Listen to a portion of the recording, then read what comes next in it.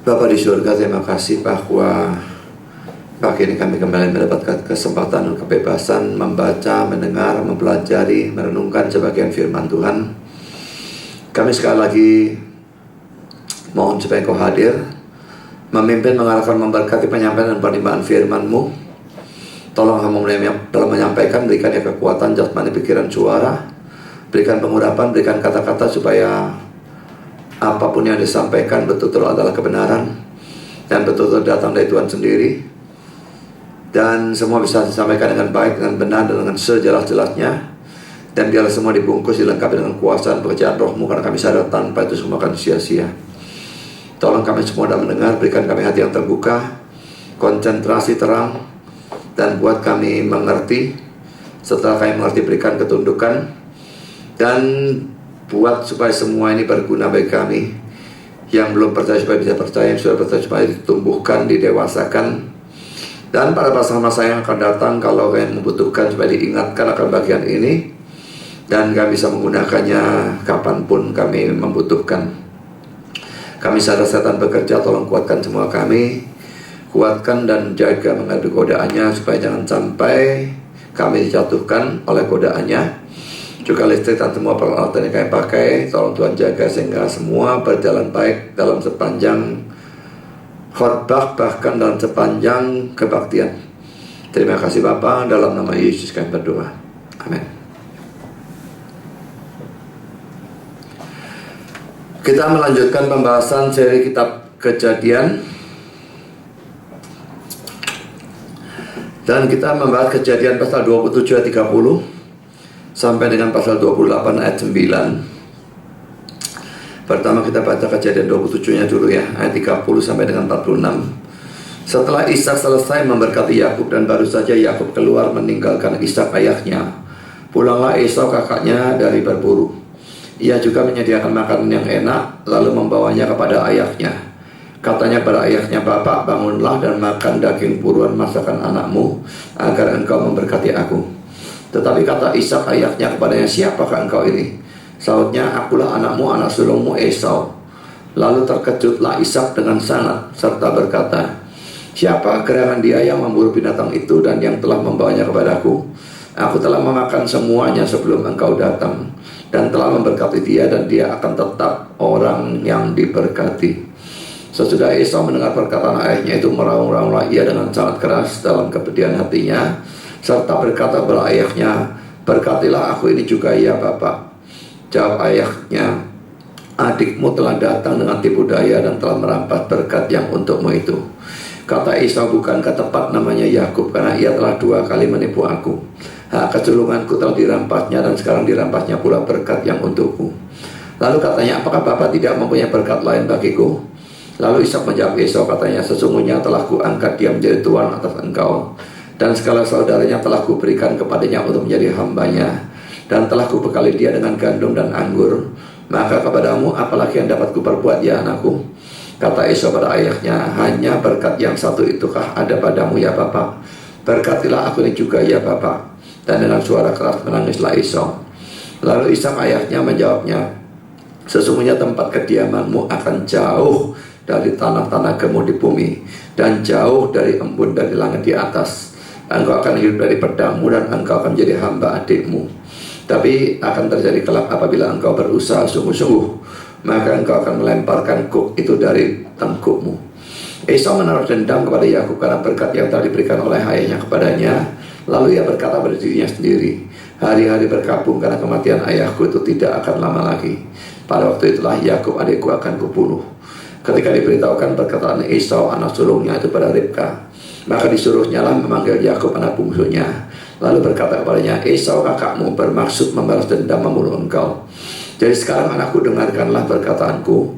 Bersiaplah engkau dan larilah kepada Laban saudaraku ke Haran, dan tinggallah padanya beberapa waktu lamanya, sampai kekeraman dan kemarahan kakakmu itu surut daripadamu, dan ia lupa apa yang telah engkau perbuat kepadanya. Kemudian aku akan menyuruh orang menjemput engkau dari situ. Mengapa aku akan kehilangan kamu berdua pada satu hari juga?" Kemudian Ribka berkata pada Ishak, "Aku telah jemu hidup karena perempuan-perempuan Het itu. Jikalau Yakub juga mengambil seorang istri dari antara perempuan negeri ini, semacam perempuan itu, apa gunanya aku hidup lagi? Sekarang kita baca Kejadian 28 ayat 1-9. Kemudian Ishak memanggil Yakub lalu memberkati dia dan memesankan kepadanya, katanya, janganlah mengambil istri dari perempuan Kanaan. Bersiaplah, pergilah ke Padan Aram, ke rumah Betuel ayah ibumu, dan ambillah dari situ seorang istri dari anak-anak Laban saudara ibumu. Moga-moga Allah yang Maha Kuasa memberkati engkau, membuat engkau beranak cucu, dan membuat engkau menjadi banyak, sehingga engkau menjadi sekumpulan bangsa-bangsa. Moga-moga Ia memberikan kepadamu berkat yang untuk Abraham, kepadamu serta kepada keturunanmu, sehingga engkau memiliki negeri ini yang kau diami sebagai orang asing, yang telah diberikan Allah kepada Abraham. Demikianlah Ishak melepas Yakub. Lalu berangkatlah Yakub kepada Aram, kepada Laban orang Betuel orang Aram itu, saudara Ribka ibu Yakub dan Esau. Ketika Esau melihat bahwa Ishak telah memberkati Yakub dan melepasnya kepada Aram untuk mengambil istri dari situ, pada waktu ia memberkatinya, ia telah memesankan kepada Yakub, janganlah ambil istri dari antara perempuan Kanaan. Dan bahwa Yakub mendengarkan perkataan ayah dan ibunya dan pergi kepada Aram. Maka Esau pun menyadari bahwa perempuan Kanaan itu tidak disukai oleh Ishak ayahnya. Sebab itu ia pergi kepada Ismail dan mengambil Mahalat, mengambil istrinya di samping kedua istrinya yang telah ada. Mahalat adalah anak Ismail, anak Abraham, adik Nebayot. Saudara, pertama-tama kita akan menyorot tentang Esau ya. Pertama, mendapat berkat dalam tanda petik dalam pasal 27 ayat 30-40. Ada beberapa hal. Pertama, saudara, poin A ini sudah kita bahas pada kali yang lalu ya. Dia datangnya itu persis terlambat. Andai kata datang 5 menit lebih awal saja mungkin masih kebagian berkat dan dustanya Yakub ketahuan. Tapi dia datang persis terlambat. Jelas ini pengaturan Tuhan, dan terlihat dalam Kejadian 27 ayat 30 ya. Setelah Ishak selesai memberkati Yakub dan baru saja Yakub keluar meninggalkan Ishak ayahnya, pulanglah Esau kakaknya dari berburu. Tuhan mengatur segala sesuatu, waktu dan sebagainya. Dia mengatur persis terlambat. Kedua, saudara, poin B, sikap dari Ishak pada waktu dia tahu dengan hadirnya Esau. Wah, kalau gitu yang tadi Yakub dustai dia. Kita lihat dalam Kejadian 27 ayat 33. Terjemahan LA ini menerjemahkan, lalu terkejutlah Ishak dengan sangat. Terkejut. Saudara, ini terjemahannya salah ya. Dalam RSV, NIV dan NASB, tremble violently, gemetar dengan sangat. Dalam King James, tremble very exceedingly, gemetar dengan amat sangat. Seseorang mengatakan terjemahan huruf yahnya seharusnya adalah tremble with a great trembling exceedingly, gemetar dengan kegemetaran yang amat besar. Saudara, kapan orang gemetar? Orang bisa gemetar karena marah. Kalau sang ngamuk muntah bisa kayak yang redak ya gemetar. Saya pernah marah luar biasa, saya cuan tuh sampai saya pikir ini tak terus aku bisa kena serangan jantung. Saya kayak mau keluar jantungnya saking ngamuknya gitu ya. Nah, tapi orang juga bisa gemetar karena takut. Tapi rasanya di sini tidak mungkin Ishak gemetar karena marah. Karena kalau dia gemetar karena marah, dia pasti akan mengutuk ya, atau setidaknya memarahi Yakub. Tapi bukan itu yang kita lihat di sini. Sebaliknya dalam Kejadian 28, dia kayaknya menegaskan berkat yang tadi dia berikan pada saat dia dibohongi Yakub. Dia kira itu Esau. Sekarang dengan kesadaran bahwa orang itu Yakub, dia ulang, dia tegaskan berkat itu dalam Kejadian 28 ayat 1, 3, dan 4. Kemudian Ishak memanggil Yakub lalu memberkati dia serta memesankan kepadanya, katanya, janganlah mengambil istri dari perempuan Kanaan. Lalu ayat 3, kata moga-moga dalam awal ayat 3 dan awal 4 ya, itu tidak pernah ada. Jadi ini ngawur saja. Pada waktu orang-orang ini seperti Nabi ini memberkati, saudara, mereka betul-betul memberikan berkat, dan bukan cuma suatu, kalau bahasa Inggris disebut suatu wish ya, suatu keinginan moga-moga. Tidak ada kata moga-moga itu sini ya. Jadi karena itu dua-dua pada awal 4 dan awal 3 saya coret ya. Allah yang Maha Kuasa memberkati engkau, membuat engkau beranak cucu, dan membuat engkau menjadi banyak, sehingga engkau menjadi sekumpulan bangsa-bangsa. Ini moga-moganya tak coret lagi. Ia memberikan kepadamu berkat yang untuk Abraham, kepadamu serta kepada keturunanmu, sehingga engkau memiliki negeri ini yang kau diami sebagai orang asing, yang telah diberikan Allah kepada Abraham. Ya, jadi setelah kata moga-moga tidak ada. Jadi saudara, Ishak kalau memang gemetarnya karena marah, dia akan marahi Yakub. Tapi bukan itu. Dia justru panggil Yakub dan tegaskan berkat yang tadi dia berikan dalam keadaan tertipu itu. Saudara, dia gemetar jelas bukan karena marah. Kalau begitu tidak ada lain, dia gemetar karena takut. Saudara, kenapa dia takut? Pertama saudara, karena pada saat ini dia sadar bahwa selama ini dia menentang rencana atau kehendak Allah yang sudah jelas-jelas dikatakan oleh Tuhan sendiri dalam Kejadian 25 ayat 23. Waktu Ribka mengandung sudah diberitahu anak yang tua akan menjadi hamba anak yang muda dan sebagainya. Jadi itu jelas rencana Tuhan, itu kehendak Tuhan, dan dia mau tetap berkati Esau. Dia menentang Tuhan selama ini, dan sekarang sadar itu membuat dia sangat takut. Lalu yang kedua saudara, karena pada saat ini dia sadar bahwa di dalam seluruh peristiwa ini Tuhan bekerja untuk menggagalkan keinginannya untuk memberkati Esau. Saudara, seperti sudah saya katakan, rencana Allah tidak bisa gagal ya. Dia apakan pun orang mau berbuat baik, berbuat jahat, berbuat buruk, berbuat ini, mau didoakan, mau diapakan, pakai dukun, pakai apapun, rencana Allah tidak bisa digagalkan, diubah atau bagaimanapun. Rencana Allah pasti terjadi. Memang pada umumnya kita tidak bisa tahu rencana Allah, tapi dalam kasus ini dia tahu, berusaha melawan. Bagaimanapun yang lawan, dia tidak mungkin bisa berhasil. Rencana Tuhan itu tetap terlaksana. Jadi saudara, salahlah ajaran Arminian yang mengatakan rencana Allah bisa gagal, khususnya dalam kasus Adam dan Hawa. Itu boleh dikatakan hampir semua pengkhotbah bilang Tuhan sebetulnya merencanakan Adam dan Hawa tetap di Taman Eden dan sebagainya, tapi itu setan goda, Adam jatuh, rencana Allah gagal. Itu omong kosong, saudara. Rencana Allah harus gagal, ya sudah gagal pada saat ini. Tapi ternyata tidak mungkin gagal. Semua terjadi persis. Saudara, sekarang poin C, saudara. Esau mendesak Ishak untuk memberkatinya, tetapi semua itu sia-sia.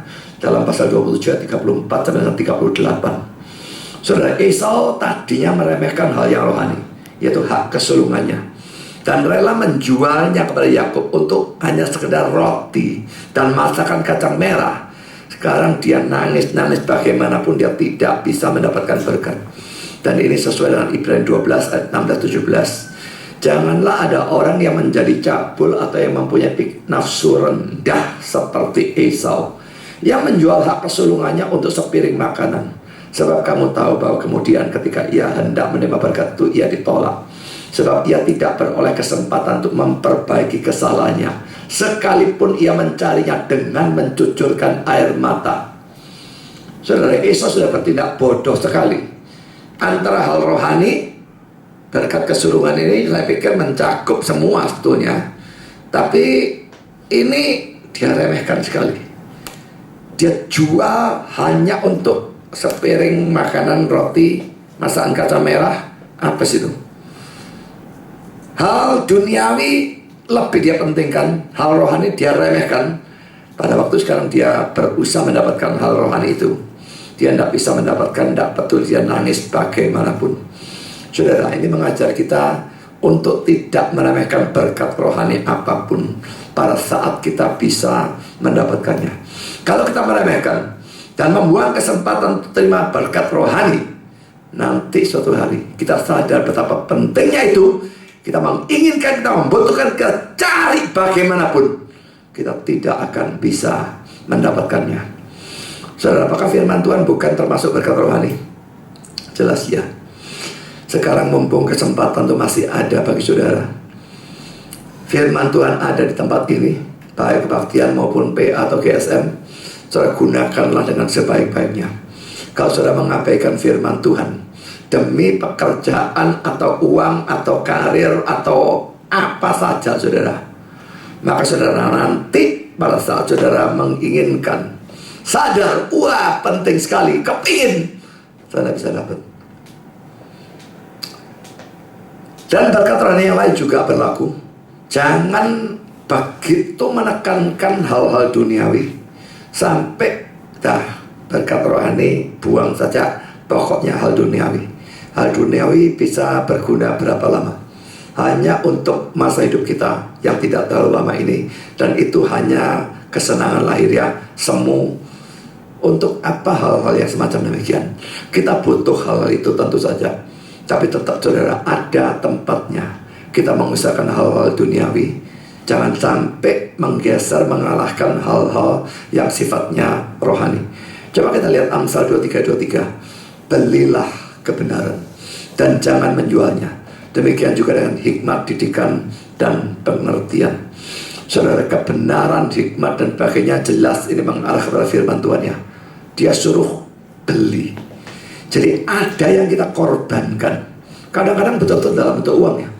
Kita mesti naik bemo, naik taksi, atau saudara mesti beli buku, beli DVD, atau apapun juga, saya nggak ngerti apa. Ada uang yang harus dikeluarkan. Tapi kadang-kadang saudara ini tidak harus beli itu dalam bentuk uang ya. Tenaga, waktu, pikiran, dan sebagainya. Kalau saya belajar firman dan mencurahkan banyak waktu sampai berjam-jam, betul-betul peras tenaga, otak, dan sebagainya, saudara, tidak keluar duit pada saat-saat semacam seperti itu. Tapi itu membeli kebenaran. Apapun korbankan untuk mendapatkan kebenaran. Dan dilanjutkan, jangan menjualnya. Dan celakanya banyak orang jual kebenaran itu. Dalam arti korbankan, aku tidak dapat apa-apa, tapi aku dapat duit atau hal-hal duniawi yang lain. Saudara, ayat ini mestinya jadi ayat hafalannya. Belilah kebenaran dan jangan menjualnya. Yang Esau itu kayaknya menjual, yang Yakub kayaknya dia yang membeli. Sekalipun dalam kasus Yakub itu harus diakui, Yakubnya itu juga buruk. Masa kakaknya sendiri disuruh beli seperti itu dan sebagainya. Tapi saudara, ada positifnya yang luar biasa. Dia menginginkan bukan main berkat kesulungan itu. Dia menginginkan bukan main berkat rohani itu. Sekalipun mendapatkannya dengan cara salah, suruh Esau beli, lalu dustai Ishak. Tapi saudara, keinginannya itu yang luar biasa bagus. Dan itu yang seharusnya ada dalam diri orang-orang Kristen. Cuma cara mendapatkannya, jangan kacau balau model seperti caranya Yakub itu saja ya. Tapi saudara, keinginan itu adakah nanti saudara? Repotnya dengan banyak orang Kristen, mereka tidak ingin kebenaran. Ada baik, kalau tidak ada ya sudah tak ngurus. Kalau sikapnya seperti itu, tidak ada kerinduan, tidak ada sikap mencari yang mati-matian, saya tidak bakal dapat. Cari sungguh-sungguh, saudara bisa masih tetap sukar dapat. Apalagi kalau nyarinya santai-santaian, gak niat. Tuhan tahu hal itu dan dia tidak akan berikan. Saya sekarang poin di akhirnya, karena desakan Esau, Ishak dalam tanda petik memberkati Yakub. Saya katakan dalam tanda petik karena saudara, kalau dilihat ini bukan berkat saudara ya. Mari kita baca Kejadian 27 ayat 39-40. Lalu Ishak ayahnya menjawabnya, sesungguhnya tempat kediamanmu akan jauh dari tanah-tanah gemuk di bumi, dan jauh dari embun dari langit di atasnya. Di atas engkau akan hidup dari pedangmu, dan engkau akan menjadi hamba adikmu. Tapi akan terjadi kelak apabila engkau berusaha sungguh-sungguh, maka engkau akan melemparkan gok itu dari tengkukmu. Saudara, pertama saudara perhatikan bagian yang saya garis bawahi ya. Pasal 27 ayat 39 menggunakan kata menjawabnya. Menjawab, bukan memberkatinya ya. Beda dengan pada waktu Ishak dan Yakub ya. Pasal 27 ayat 27 betul-betul menggunakan kata diberkatinya. Ini pada waktu Ishak menghadapi Yakub. Jadi pada waktu dia memberkati Yakub, dia betul-betul memberkati. Tapi pada waktu dia dalam tanda petik memberkati Esau, dia sebetulnya bukan memberkati. Karena kalau diperhatikan kata-katanya, jauh dari tanah gemuk, jauh dari embun dan sebagainya, hidup dari pedangmu akan jadi hamba adikmu, itu jelas bukan berkat. Bisa dikatakan dia mengutuk Esau. Tapi dia tidak bisa berbuat lain. Sama seperti Bileam, dia kepingin mengutuk, dia tidak bisa, dia terpaksa memberkati. Ini kebalikannya. Bagaimanapun Ishak kepingin memberkati Esau, kalau itu bukan maunya Tuhan, tidak akan bisa dia memberkati. Dan jelas pada waktu ngomong di sini dia di bawah pimpinan Tuhan dan dia boleh dikatakan mengutuk Esau. Yang kedua saudara, Kejadian 27 ayat 39 yang mengatakan bahwa Esau akan mendapatkan tanah yang tandus ya, jauh dari tanah yang gemuk berarti dapat yang tandus. Dan itu tergenapi karena bangsa Edom akhirnya mendapatkan tanah yang tandus. Ini kalau dilihat sejarah dan geografis tempat mereka dapat tanah yang tandus. Cuma Kejadian 27 ayat 39, hati-hati ya. Kalau saya menggunakan terjemahan King James atau New King James, terjemahannya salah total, terbalik. Dikatakannya Esau dapatkan tanah yang gemuk, dapat embun dan sebagainya. Nah, jadi berkat sungguh-sungguh. Lalu jadi salah nanti kalau nubuat itu, karena dapatnya mereka pegunungan Seir dan sebagainya itu jelas tanah tandus. Jadi saudara, ini perlu diwaspadai kalau menggunakan King James. Entah kenapa mereka bisa salah seperti itu. Mungkin mereka lihat ini berkat kok kayak kutuk, tapi mereka ubah justru jadi salah, tidak karu-karuan. Saudara, yang ketiga, hidup dari pedang dalam pasal 27 ayat 40a menunjukkan bahwa hidup Esau dipenuhi dengan pertentangan dan permusuhan. Saudara, pedang itu seringkali diartikan seperti itu ya. Yesus juga bilang, aku datang bukan bawa damai, tapi bawa pedang. Dan karena itu kekristenan itu penuh dengan pertentangan ya. Dalam satu kelompok kafir, Injil dimasukkan, sebagian terima, sebagian nentang. Wahnya bentrokan yang tadinya damai. Tapi saudara, tadinya damai di dalam setan, sekarang bertentangan, gue geran. Tapi yang sebagian dalam Tuhan, yang sebagian dalam setan. Bagi saya yang seperti itu jauh lebih baik daripada dua-dua damai dalam setan, dan pada akhirnya dua-dua masuk neraka. Tapi saudara, poinnya, pedang itu jelas menunjukkan banyak pertentangan, banyak permusuhan. Kan saudara, yang keempat, hamba adikmu. Jadi Esau diberkati dalam tanda petik dengan jadi hamba dari Yakub. Saudara, ini akhirnya menjadi kenyataan. Ini ayat-ayat tidak usah dibaca ya. Cuma saya tunjukkan yang saya garis bawah itu saja. 1 Samuel 14 ayat 47. Di situ ada Israel, ada Edom, dan Israelnya perang, dan Israelnya mendapat kemenangan bahkan di bawah kepemimpinan dari Saul yang bukan orang genah. Tetap Israel perang lawan Edom, Israelnya menang.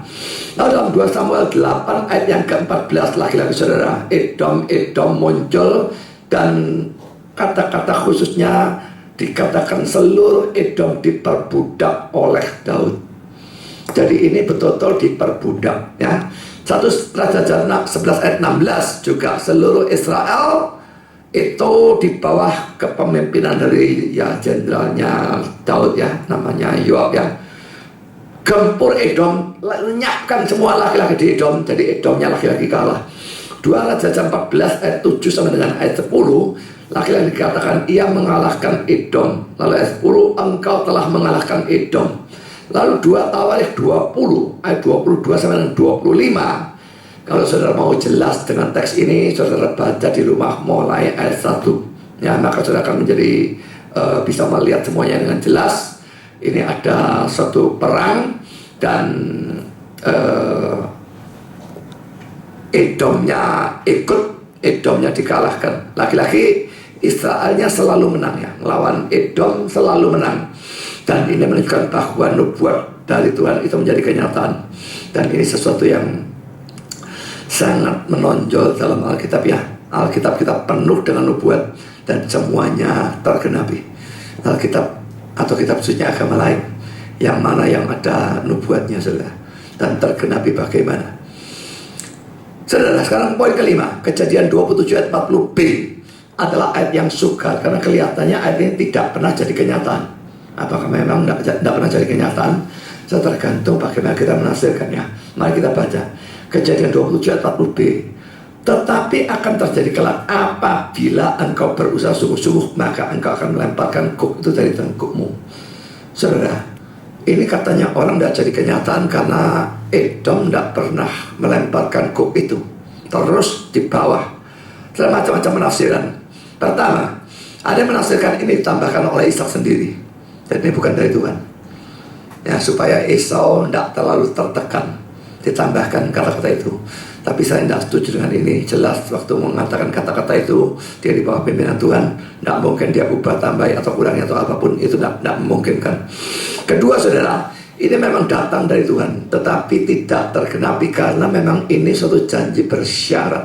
Ingat ya, kata-kata yang saya garis bawahi, apabila engkau berusaha sungguh-sungguh. Nah, Edomnya tidak pernah berusaha sungguh-sungguh, sehingga ini tidak terlaksana. Ini janji bersyarat, syaratnya dari penuhi, ya sudah, tidak terlaksana. Ya, dan hanya Tuhan yang bisa menilai mereka berusaha sungguh-sungguh atau tidak. Yang ketiga, poin C, ini bukan berarti bahwa mereka akan berhasil bebas, tapi bahwa mereka akan terus berusaha untuk bebas. Ini penafsiran yang ketiga. Tapi saudara, saya ambil penafsiran yang kedua. Ini janji Tuhan memang, tapi janji bersyarat.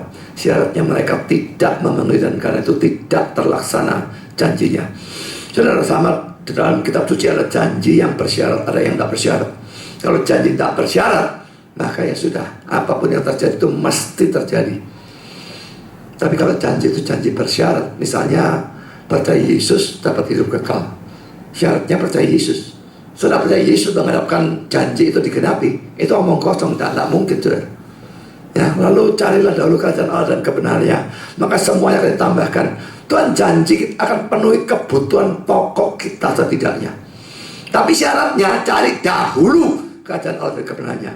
Syaratnya sudah tidak lakukan. Jangan bermimpi Tuhan genapi. Bisa saja dia genapi tetap kalau dia mau. Tapi saudara, seringkali dia tidak genapi karena orangnya tidak memenuhi syaratnya. Jadi saudara perhatikan pada waktu ada janji ya, bersyarat atau tidak. Kalau bersyarat, laksanakan syaratnya. Kalau tidak, jangan salahkan Tuhan yang tidak tepati janji, karena janjinya bersyarat. Tapi kalau janji tidak bersyarat, maka itu akan ditepati oleh Tuhan, tidak peduli dalam kasus apapun. Saudara, sekarang poin kedua, Esau mau membunuh Yakub. Dalam pasal 27 ayat 41, Esau menaruh dendam pada Yakub karena berkat yang telah diberikan oleh ayahnya kepadanya. Lalu ia berkata pada dirinya sendiri, hari-hari berkabung karena kematian ayahku itu tidak akan lama lagi. Pada waktu itulah Yakub adikku akan kubunuh. Saudara, pertama poin A, Esau menghibur dia sendiri. Tidak terima berkat, ini stres ya, depresi, frustrasi, hibur diri sendiri dengan suatu rencana pembunuhan terhadap diri Yakub. Saudara, menghibur diri dengan suatu rencana untuk melakukan dosa. Kalau saudara sedang jengkel terhadap seseorang, pernahkah saudara menghibur diri dengan merencanakan untuk bunuh orang itu, atau balas orang itu, atau apapun? Kalau demikian saudara, apa bedanya saudara dengan Esau? Saudara, poin B, rencana pembunuhan laki-laki merupakan suatu usaha menentang rencana Allah, karena Allah sudah menetapkan atau merencanakan Esau dan keturunannya jadi hamba, kalah oleh Yakub dan keturunannya. Itu sudah rencana Allah, ketetapan nubuat, tidak bisa dilawan, saudara. Tapi di sini dengan dia mau bunuh Yakub, boleh dikatakan dia menentang hal itu lagi.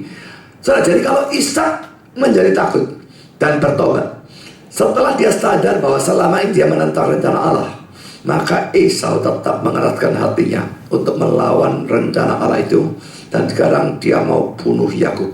Jadi tetap tidak mungkin bisa berhasil.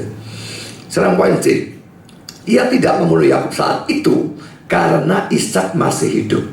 Dia tidak mau sakiti hati ayahnya, buat ayahnya sedih dan sebagainya. Saudara, ini lagi-lagi suatu contoh di mana seseorang tidak berbuat dosa karena takut kepada manusia. Bukan Allahnya yang dia takuti, maka dia tidak bunuh Yakub. Hanya Ishak saja dia tidak mau sakiti hatinya dan sebagainya. Saudara, kita mestinya taat, hidup baik dan sebagainya itu karena takut kepada Allah. Bukan untuk menyenangkan orang, bukan untuk tidak menyedihkan orang, tetapi untuk tidak menyedihkan Allah, untuk menyenangkan Allah. Jadi saudara, Allah yang harus menjadi motivasi dalam kita berbuat baik atau mentaati. Tapi Esau di sini jelas sudah motivasinya kacau balau, dan jelakanya dia cuma peduli Ishak, tidak peduli Ribka lakinya. Ini suatu contoh buruk lagi. Kan saudara, sekarang kita lihat poin yang kedua, kepergian Yakub. Pertama, saudara, Ribka menasihati Yakub untuk lari di dalam pasal 27 ayat 42 sampai dengan 45. Suruh lari ke tempat asalnya, kepada Laban dan sebagainya, sampai ngamuknya Esau itu surut. Dia lupa, ya mungkin lupa sama sekali itu nonsens ya, tapi memang orang bisa marah sekali pada waktu sudah berjalan bertahun-tahun, berpuluh-puluh tahun, akhirnya reda dan sebagainya. Saudara, ada beberapa hal yang ingin saya bahas. Pertama, poin A, adanya iman pada janji Tuhan dalam pasal 25-23. Dijanjikan Yakub jadi tuan dan Esau jadi hamba dan sebagainya. Ada janji itu yang berarti ada penetapan Tuhan. Tidak berarti Ribka dan Yakub boleh pasif. Tidak perlu lah. Sama buruh tak bisa mati, aku tetap di sini. Nah, saudara, mereka berusaha. Biarpun tahu rencana Tuhan, tapi mereka tetap berusaha. Jadi saudara, bukan pada waktu tahu rencana Tuhan lalu beriman, berserah, pasif, apatis menghadapi rencana pembunuhan oleh Esau. Itu jelas sama sekali bukan reformnya. Jadi saudara, ingat saja bahwa reform yang sejati saudara, mempercayai segala sesuatu ditentukan dan diatur oleh Allah. Sebentar ya, ini ada sesuatu yang salah. Jadi sekalipun reform yang sejati, percaya semua ditetapkan, diatur oleh Allah. Tapi pada saat yang sama, reform yang sejati juga mempercayai bahwa manusia itu tidak boleh pasif atau bersikap apatis, tapi harus hidup secara bertanggung jawab. Saudara, kalau ada ancaman terhadap saudara, kelihatan jelas-jelas ada orang bawa pedang atau celurit mau bunuh saudara, umurku di tangan Tuhan kok, tidak apa-apa. Taruh, kasihkan lehernya kiri, bunuh aku kalau bisa. Di satu sisi ada benarnya saudara ya. Memang kalau belum bayar mati tidak bisa mati. Tapi saudara, bukan itu caranya orang reform ya. Tetap kita percaya ada yang tanggung jawab kita. Kalau ada orang mau bunuh ya, atau dilawan kalau mampu, kalau enggak ya lari saja. Jadi saudara, di sini lari itu sesuatu yang waras yang mereka lakukan. Mau dibunuh, mau diam saja, itu sama sekali tidak pada tempatnya. Jadi saudara, adanya rencana atau ketetapan Allah dalam hal apapun tidak boleh membuat kita bersikap acuh tak acuh, apatis atau pasif. Kita wajib melakukan yang terbaik sesuai dengan firman Tuhan. Jangan sampai melampaui firman Tuhan, nabrak firman Tuhan, tapi harus tetap dalam jalur firman kita melakukan yang terbaik. Jadi saudara, jelas bahwa reform sejati tidak apatis seperti Sucipto Subeno fitnahkan ya di dalam bukunya Indahnya Pernikahan Kristen. Jadi nunggu dok saja, jodohnya datang sendiri kalau Tuhan tentukan, karena yang Tuhan tentukan pasti terjadi. Dia buat karikatur ajaran reform dengan cara yang persis sama seperti Armenian buat. Jadi saudara, itu sebabnya saya katakan orang itu fitnah, dan sebabnya saya serang dia habis-habisan. Saya tidak mau orang di luaran menganggap reform memang seperti itu. Reform tidak seperti itu. Reform percaya penetapan, pada saat yang sama reform menekankan tanggung jawab manusia. Ada orang yang tanya, yang mana yang lebih ditekankan? Sama ditekankannya. Tidak bisa lalu salah satu lebih ditekankan. Dua-dua secara sama ditekankan. Tuhan menetapkan ini kedaulatan, dan manusia bertanggung jawab melakukan yang terbaik. Jadi saudara, kalau saudara sakit dan sebagainya, jangan bilang sembuh, tidak sembuh, mati, tidak mati, tetapkan Tuhan kok, aku tidak usah dokter, tidak usah obat. Kalau saudara punya duit untuk beli obat atau untuk pergi dokter, itu lain cerita. Israel saudara, di padang gurun, aku harus berusaha nandur. Ya apa nandur? Wong padang pasir pertama. Kedua, mereka pindah-pindah, ditandur cokol di sana, mereka pindah di sana. Lalu gimana? Tidak ada gunanya sama sekali.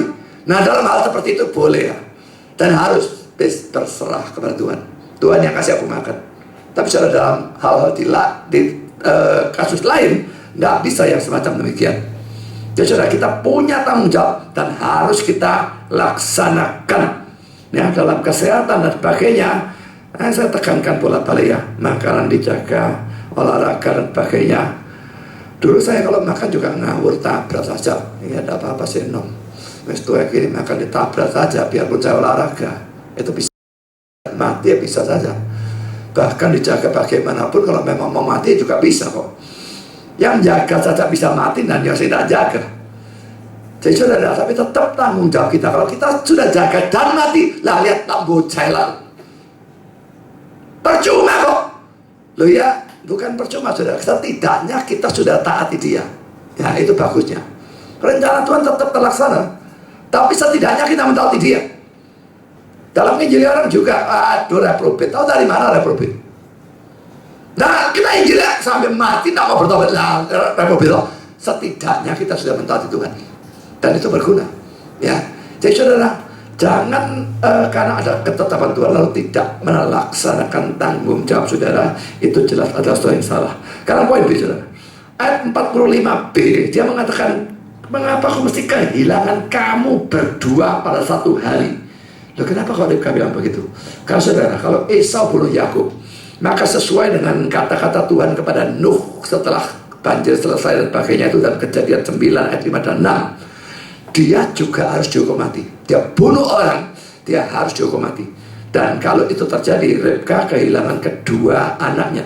Jadi itu sebabnya dia berkata, mengapa kau kehilangan kamu berdua pada satu hari?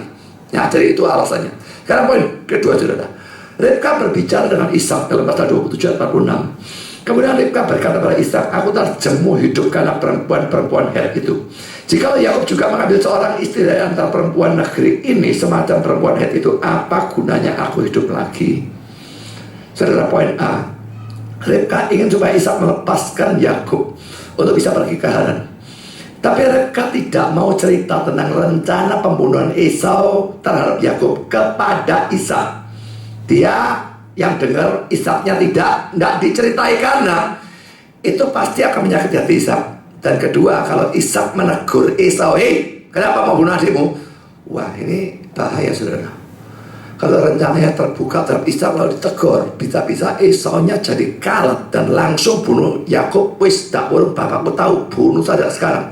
Itu bisa membahayakan. Jadi dia tutup sebagian kebenaran. Ya, poin B, karena Ribka lalu menggunakan alasan Yakub harus cari istri, dan dia tidak mau Yakub dapat istri orang Kanaan seperti Esau. Bahwa dia tidak senang istri orang Kanaan itu, dia memang tidak senang. Ini benar, ini bukan dusta. Tapi alasan Esau maupun Yakub tidak diceritakan. Jadi saudara, kata-kata Ribka bukan dusta ya. Kedua istri Esau dari orang Het itu memang memberikan kepedihan hati bagi Ishak dan Ribka. Pasal 26 ayat 34 dan 35. Tetapi dia menceritakan setengah kebenaran. Memang penceritaan setengah kebenaran itu kadang-kadang salah. Bisa dilakukan dengan tujuan mendustai, seperti misalnya Abraham waktu ngomong Sarai itu saudaranya. Memang saudaranya tapi sudah jadi istri, dan diceritakan dengan maksud menipu dalam Kejadian 12 kepada Firaun dan Kejadian 20 kepada Abimelek. Maka itu jelas salah. Tapi sudah bisa juga orang menceritakan setengah kebenaran bukan dengan tujuan mendustai, hanya untuk merahasiakan sesuatu demi kebaikan orang itu. Dan saudara, ini yang dilakukan Ribka di sini, dan ini bukan dosa. Ingat ya, menceritakan setengah kebenaran itu yang diceritakan tetap kebenarannya. Kalau yang diceritakan itu dusta, dalam keadaan apapun itu dosa.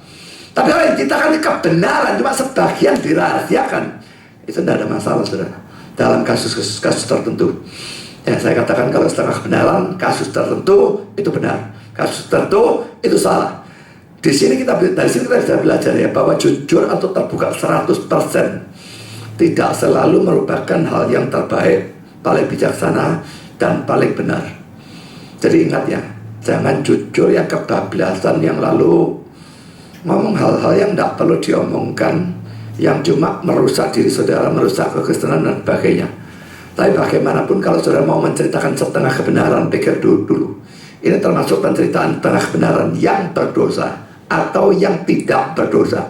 Pikirkan, tidak selalu kita ceritakan semua, tapi tetap yang ditutup ini, apakah ini menipu orang atau enggak, maka ini sesuatu yang mesti dipikirkan. Yang ketiga, Ishak memberkati Yakub dan menyuruh Yakub pergi mencari istri ke Padan Aram dalam pasal 28 ayat 1 dan ayat yang keempat. Saya sudah katakan ya, kata moga-moga ayat 3 dan ayat 4 itu sebenarnya tidak ada. Saya tidak akan baca karena sudah dibaca. Pertama saudara, pengulangan berkat ini penting untuk Yakub ya. Untuk Yakubnya yang sangat penting. Kenapa? Tadi dia sudah diberkati, tapi dia diberkati dalam keadaan Ishak ditipu. Nggak tahu kalau itu Yakub, dikira Esau. Jadi bisa saya Yakub pikir, wah berkat yang tadi itu jangan-jangan nggak ada gunanya, karena dia memberkati pada saat dia nggak tahu, pada saat dia ditipu dan mengira Esau ternyata Yakub. Jadi sekarang pengulangan berkat dalam keadaan Ishaknya tahu itu Yakub, dia tetap memberkati. Maka ini untuk menghapus keraguan-raguan dari Yakub. Apakah berkat yang dia terima itu betul-betul dia terima atau tidak? Bahkan saudara, tidak cukup dengan itu. Nanti dalam Kejadian 28 ayat 13 sampai dengan 15, Allah sendiri memberikan berkat itu kepada Yakub untuk membuang semua keraguan-keraguan dalam diri Yakub. Ini ayatnya kita baca sekarang. Kejadian 28 ayat 13 sampai 15. Berdirilah Tuhan di sampingnya dan berfirman, Akulah Tuhan Allah Abraham, nenekmu, dan Allah Ishak. Tanah tempat engkau berbaring ini akan kuberikan kepadamu dan kepada keturunanmu. Keturunanmu akan menjadi seperti debu tanah banyaknya, dan engkau akan mengembang ke sebelah timur, barat, utara, dan selatan. Dan olehmu serta keturunanmu semua kaum di muka bumi akan mendapat berkat. Jelas berkatnya Abraham diberikan pada dia ya. Sesungguhnya aku menyertai engkau, dan aku akan melindungi engkau kemanapun engkau pergi. Dan aku akan bawa engkau kembali ke negeri ini, sebab aku tidak akan meninggalkan engkau, melainkan tetap melakukan apa yang kujanjikan kepadamu. Jadi saudara, Tuhan tidak mau Yakobnya ragu-ragu. Ini sesuatu yang bagus, luar biasa ya. Dia terima berkat melalui dusta, ditegaskan melalui Ishak, memberikan berkat dalam keadaan sadar itu Yakub untuk buang ragu-ragu. Masih tetap tambah lagi, Allah sendiri langsung bicara pada Yakub, berikan berkat itu supaya ragu-ragu itu dibuang secara total. Saudara, dia tidak mau kita ragu-ragu, tapi dia juga menyediakan cara ya, firman Tuhan. Makin banyak belajar firman, makin saudara dibuang keraguan-raguannya. Makin sedikit saudara belajar firman, makin saudara ngerti apa-apa, makin akan banyak saudara terjadi ragu-ragu.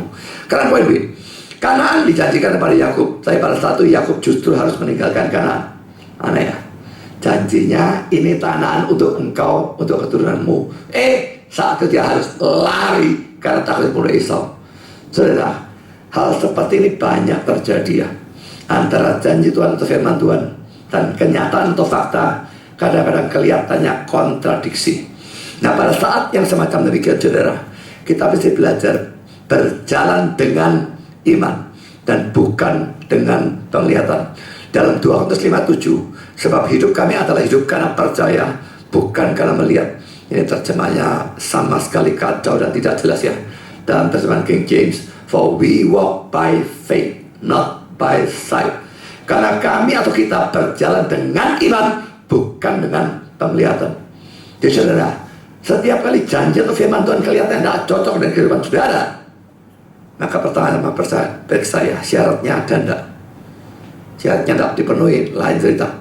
Syaratnya dipenuhi kalau tidak cocok, maka saudara percaya hal ini, berjalan dengan iman, bukan dengan penglihatan. Karena poin C, Ishak melarang Yakub mengambil istri dari antara orang Kanaan dan menyuruhnya mengambil istri dari anak-anak Laban. Saudara, saya pikir Ishak dan Ribka rohani sekali dalam persoalan itu. Dan sama seperti Abraham tidak mau anaknya dapat istri kafir dan sebagainya, maka cari jauh, tidak peduli, tapi pokoknya jangan yang dapat orang kafir. Saudara, apakah saya peduli anak saudara dapat jodoh yang imannya bagaimana? Kalau dapat kafir tidak peduli, pokoknya oke. Apa begitu? Kalau ada dua yang naksir anak saudara, yang satu Kristen tapi melarat, satunya kafir tapi oke, ayo milih yang mana? Milih yang kafir melarat bareng ya, gak lucu.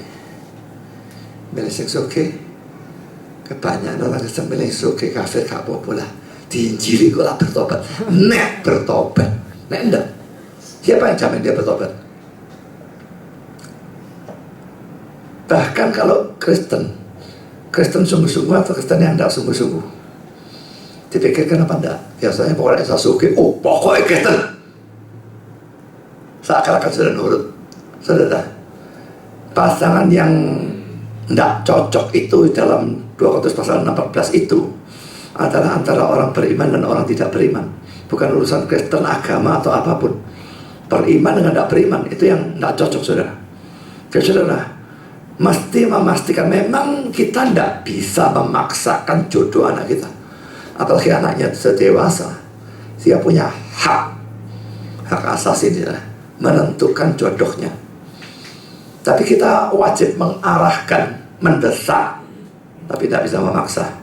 Kalau dia tetap mau sama kafir, ya mau diapakan. Vera Safira kawin sama jenderal, lalu Kristennya dibuang. Wah, jadi ribut di antara, apanya yang diributi. Dia ninggalkan Kristen hanya urusan seperti itu. Ya, dia tidak pernah jadi Kristen. Kalau dia melarat gitu masih masuk akal ya. Dia sendiri sudah kaya, ada apa cari yang lebih kaya lagi, lalu buang imannya. Ya, Yudas jual Yesus dengan harga murah. Orang ini jual Yesus dengan harga lebih tinggi. Tapi pokoknya sama-sama menjual Yesusnya. Saudara, saya kira ini perlu ditiru dari Ishak maupun Ribka ya. Kita perlu memperhatikan kalau kita memang punya anak, jodohnya siapa. Mengarahkan, mendorong, mendesak dia cari jodoh yang seiman. Seiman gak menjamin harmonis, tapi kalau tidak seiman, menurut saya terjamin tidak harmonisnya. Karena yang keempat, Yakubnya pergi, pasal 28 ayat 5. Demikianlah Ishak melepas Yakub, lalu berangkatlah Yakub kepada Aram, kepada Laban anak Betuel dan sebagainya. Saudara, orang ini orang yang dikatakan senang tinggal di kemah ya. Pasal 25-27. Sekarang harus mengembara. Bahkan sampai di Haran, dia harus jadi pengembala ternak selama 20 tahun. Inilah penderitaan yang harus dia tanggung sebagai akibat dosanya, di mana dia dalam tanda petik membantu Tuhan dengan dusta. Jangan pikir tidak ada hukumannya, saudara. Kelihatan tidak ada teguran, tapi sudah ada hajaran. Dia jelas mengalami penderitaan gara-gara dosanya. Sekarang saudara, kita masuk pada poin yang ketiga, reaksi dari Esau. Pertama, dia baru sadar, bodohnya orang ini ya, baru sadar bahwa Ishak juga Ribka tidak senang akan pernikahannya dengan orang Kanaan atau kafir.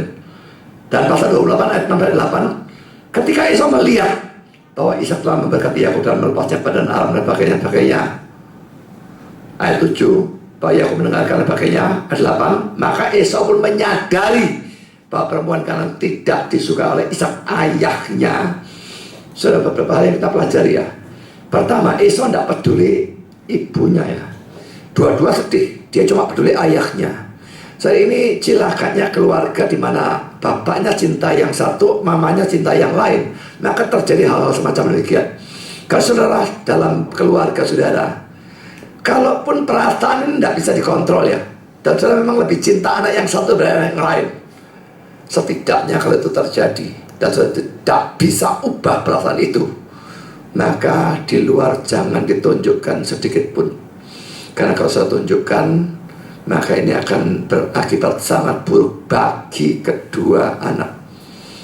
Ya, jadi saudara, jangan tunjukkan, selalu mesti bersikap secara sama rata. Biarpun di dalam bersikap tidak sama, tapi di luar yang ditunjukkan itu bersikap sama rata.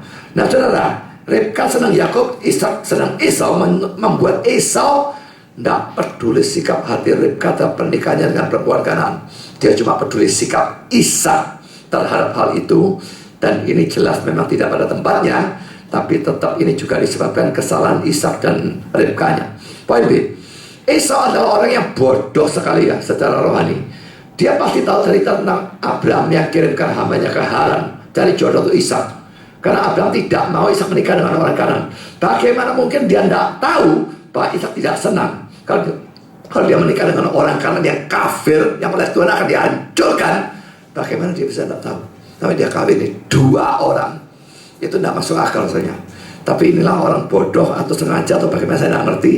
Karena poin C, selama ini Ishak tidak pernah menasihat atau menegur Esau tentang hal ini. Mungkin terjadi karena dia terlalu cinta Esau. Dan saudara, ini buruknya orang dalam tanda petik terlalu cinta kepada anak. Kalau saya terlalu cinta sampai tidak pernah mau menegur, tidak mau menghajar, saudara, Alkitab katakan itu bukan cinta, itu benci. Orang tua yang tidak pernah menggunakan tongkat untuk hajar anaknya, maksudnya benci kepada anaknya. Itu kata-kata Alkitab. Jadi saudara, menegur, kalau perlu menghajar, itu harus. Bandingkan cerita Eli ya, dia ikut-ikutan dihukum Tuhan karena anak-anak brengseknya itu dia tegur ya, tapi tegurnya terlalu halus. Dia sebagai imam besar, dia punya hak pecat kayak hukum mati kayak anaknya. Enggak. Dia tegur halus saja sama anaknya terus berbuat dosa, dan dia biarkan, akhirnya dia katut dihukum juga. Saudara, bagaimana sikap saudara kalau anak-anak saudara berbuat dosa seperti berdusta, bolos dari kebaktian, nyontek di sekolah, keluarkan kata-kata kotor, punya pacar orang kafir, dan sebagainya dan sebagainya. Kalau anak saudara cerita, wah tadi gak belajar tapi buka buku dapat 10 aku. Gimana saudara kalau hehehe begitu? Hehehe itu berarti saya merestui, dan nyontek itu nyolong saudara. Ya, jangan anggap remeh hal seperti itu ya. Dari remehkan dosa satu, akhirnya remehkan dosa lain juga. Anak saudara curi, anak saudara dusta, kalau dibiarkan, ya jadi dosa-dosa yang lain terpaksa dibiarkan juga nanti. Jadi hal yang kecil pun kita mesti didik anak. Jangan sampai tidak ditegur, tidak diajar, terlalu cinta. Itu sesuatu yang sama sekali salah. Sekarang poin kedua, Esau-nya kawin lagi. Pasal 28 ayat 9, sebab itu ya Ismail dan mengambil Mahalat menjadi istrinya, di samping kedua istri yang telah ada.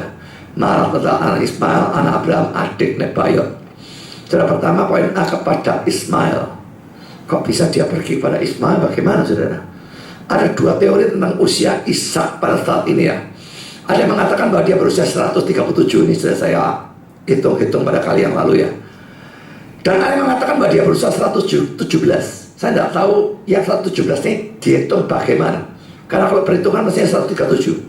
Nah saudara, tapi bagaimanapun dua teori, entah dari mana yang satunya. Pertama, kalau Ishak berusia 137, maka pada saat itu Ismail sudah lama mati, karena dia matinya 137. Dan Ishak karena usia sama, mesti Ismail sudah lama mati. Karena itu kalau ini yang kasusnya, maka yang dimaksud Ismail di sini adalah keluarga atau keturunan dari Ismail. Kedua, kalau Ishak berusia 117, maka Ismail masih hidup, sehingga Ismail di sini adalah Ismail sendiri. Ya, jadi ini dua ya teoritis, tapi memang kita sering diserang yang teori ya. Sekarang poin B, Esau mau memperbaiki kesalahannya, tetapi dia memperbaikinya dengan berbuat dosa lagi. Pertama saudara, dua istri itu sudah kebanyakan. Siapa yang izinkan poligami itu atau dua istri? Sekarang seakan-akan dua kurang, dia tambah lagi dengan satu. Ini nambah dosa lagi. Kedua, istri ketiga ini pun sebagai keturunan Ismail jelas bukan orang percaya. Lalu apa bedanya sama orang Het? Ya, jadi inilah yang menunjukkan kebodohan dari Esau. Saudara, sebagai kesimpulan atau penutup ya, sesuai dengan rencana Allah, maka pertama, sekalipun Yakub itu mengalami jatuh bangun dalam dosa dan juga penderitaan, tapi saudara, ini enaknya kalau kita orang pilihan ya, kita jatuh bangun dalam dosa dan penderitaan, tetap dipimpin, diarahkan. Ini Yakub seperti ini, sehingga makin mengarah pada jalan yang benar kepada Allah sendiri. Awas ya, bahwa ini satu kebaikan yang tidak layak kita dapat. Tidak berarti, oh aku pilihan kok, jadi orang pilihan, tidak peduli dosa, penderitaan, tetap Tuhan pimpin dan arahkan pada kebenaran, jadi tak dosa saja sembarangan. Tentu tidak bisa ya. Laki-laki saudara sekalipun ada kedaulatan Allah yang menentukan, kita punya tanggung jawab untuk melakukan yang terbaik. Jangan jadi hyper Calvinis, dan kita tidak pernah ada yang ajarkan hyper Calvinis. Kedua saudara, sedangkan Esau sebaliknya, sebagai orang yang reprobate, makin mengarah pada kebodohan dan kesesatan.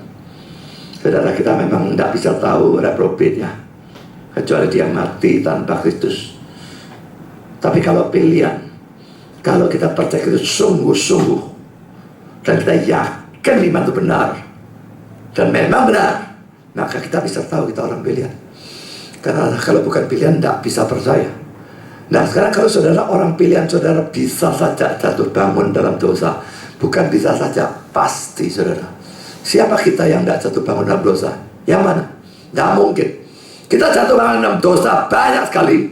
Bisa juga mengalami segala macam penderitaan yang tidak terbayangkan, dan yang rasanya tidak bisa saudara tanggung, membebannya saya kayak mau ambruk. Tapi saudara, kalau saudara orang pilihan, Percayalah bahwa Allah setia dan Dia akan memimpin, mengarahkan hidup saudara ke jalan yang benar dan kepada dirinya sendiri. Sementara sekarang masih jatuh dalam dosa, sementara sekarang masih menderita, tetaplah setia.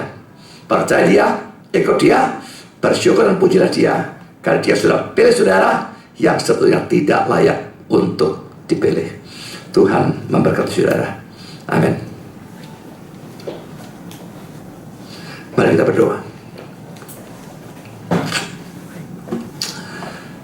Bapa di surga, terima kasih Engkau telah pimpin serta berkati dalam sepanjang acara firman. Kami telah belajar banyak hal yang buruk, baik tentang Yakub, Esau maupun Ishak, Ribka. Ishak dan Ribka dalam pilih kasih kepada anak-anaknya. Esau dalam menjual berkat rohani, yaitu hak kesulungan. Yakub dalam menipu dan sebagainya. Juga Esau dalam menikah dengan orang-orang kafir. Tuhan, tolong supaya Engkau berikan kami kekuatan kemauan meneladani hal-hal yang baik, membuang hal-hal yang buruk. Dan kalau di antara kami ada yang saat ini bukan hanya jatuh bangun dalam dosa, tapi mengalami penderitaan yang luar biasa, yang rasanya kami tidak kuat lagi tanggung. Tolong kami dihiburkan dengan cerita tentang Yakub ini, yang adalah orang pilihan. Dan sekalipun jatuh bangun ke dalam banyak dosa, mengalami banyak penderitaan, tapi Kau tetap pimpin dan arahkan. Tuhan, tolong kami percaya juga. Kami boleh menderita bagaimanapun, kami jatuh bangun dalam dosa apapun, Engkau tidak membatalkan pilihan-Mu. Engkau tetap mengasihi kami, karena memang Kau mengasihi kami bukan karena kebaikan kami. Dan karena itu Kau tetap memimpin, mengarahkan kami, sehingga pada akhirnya semua membawa kebaikan bagi kami. Tolong kami mengimani, dan dengan mengimani itu kami tetap setia ikut Engkau sampai bertemu Engkau muka dengan muka di dalam kerajaan surga. Terima kasih Bapa, dalam nama Yesus kami berdoa.